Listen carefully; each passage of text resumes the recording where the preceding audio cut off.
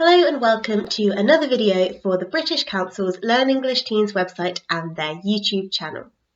My name is Molly and in today's video I wanted to share some tips and tricks for reading in a foreign language.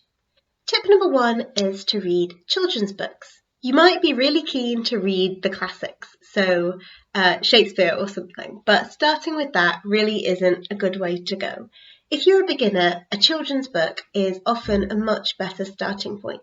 They are shorter, they use simple language, they have large fonts, and sometimes they even have pictures.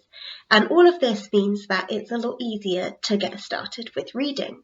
For me, I study Spanish, and the first book that I read in Spanish was a translation of Charlie and the Chocolate Factory by Roald Dahl, which is a British children's classic.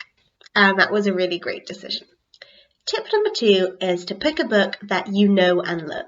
If you pick a favourite book, then you're already going to be familiar with the plot and the characters, and so it's going to be a less confusing experience, and you're also going to save a lot of time because you won't have to keep looking up all these words in the dictionary.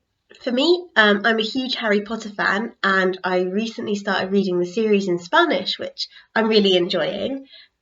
Also, I have here Ciudades de Papel, which is a Spanish translation of John Green's book Paper Towns. I read this in English and really enjoyed it. And also, another thing to say is that for this and for Harry Potter and for Charlie and the Chocolate Factory, I've seen the movies. And this is another way to really help yourself because it just adds another level of familiarity to the process. Tip number 3 is to read a parallel text book. Now, I don't know if you'll know what that is, but I have one here, which is, this is a collection of poems by Federico García Lorca, but books like this have the original text on one side and the translation on the other. So this one has, you probably can't see it here, but I've got the Spanish poem here and the English translation here. And this also really helps because you don't have to go to a dictionary again because the translation's right there, and you can refer to the translated version as much or as little as you need, depending on how good your language is. So I really do recommend that as well. And my fourth and final tip for you today is to forget books altogether and read articles. Articles are a really great way to start reading because they're so short. And also, because they're short, they are so much less of a commitment than a book is.